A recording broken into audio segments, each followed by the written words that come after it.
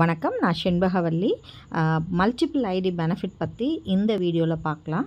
7 ID போடுறதுனால நமக்கு என்ன மாதிரியான வருமானம் வருது அப்படிங்கிறத பார்க்க போகிறோம்.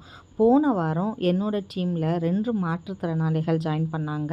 அவங்க 2 பேருமே கவர்மெண்ட் ஸ்கிட் அந்த பேக்கேஜில் தான் வந்தாங்க. 4600 ருபீஸ் 60 பிவி வேல்யூவில் வந்தாங்க. இவங்க 2 பேர் ஜாயின் பண்ணதுனால எனக்கு கிடைச்ச 120 பிவி இங்கே வந்தது. ஸோ இங்கேருந்து இந்த ஐடியில் 780 ஆல்ரெடி இருந்தது லெஃப்டில், ரைட்டில் 0வாக இருந்தது. ஸோ இந்த 120 பிவி ஆட் ஆகி 900-0வாக இருக்குது. ஸோ இங்கே பேர் மேட்ச் ஆகலை. அதே 120 மேலே இருக்க என்னோடய ஹஸ்பண்ட் ஐடிக்கு போச்சு. ஸோ அங்கே பேர் மேட்ச் ஆகி 1200. 120 மறுபடியும் அதுக்கு மேலே இருக்க ஐடிக்கு போகும்போது அங்கே 60 120 பேர் மேட்ச் ஆகி 600 வந்தது. மறுபடியும் இந்த 120 மேலே இருக்க ஐடி போய் அந்த இடத்துல பேர் மேட்ச் இன்கம் பார்த்திங்கன்னா 1200. ஸோ நான் ஒரு ஐடி போட்டிருந்தேன் அப்படின்னா எனக்கு 2 பேர் ஜாயின் பண்ணும்போது கிடைக்கக்கூடிய வருமானம்னு பார்த்திங்கன்னா 1200 மட்டும்தான்.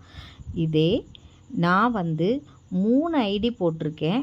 3 ஐடி போட்டதுனால 2 இடத்துல ஹிட் ஆகிருக்கு. ஸோ 1200 600 சேர்த்திங்கன்னா 1800.